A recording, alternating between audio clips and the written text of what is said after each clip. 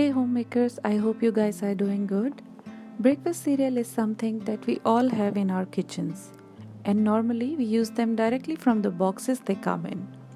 But have you noticed after a few days they lose their freshness? That's because we don't close the box properly. Let me show you the mistake we make.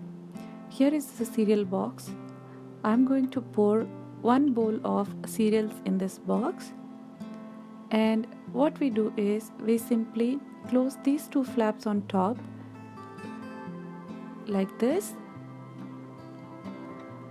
But this is not the right way of doing it. Let me show you the correct way of doing it so that it will seal properly and there will be no moisture inside. There are 3 simple steps. First of all, fold these side flaps inside.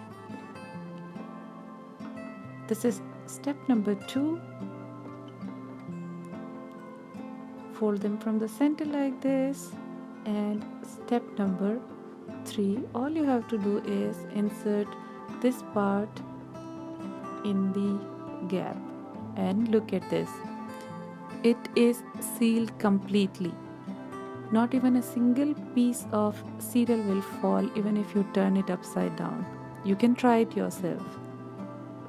I recently learned this technique and I thought of sharing it with you guys as well.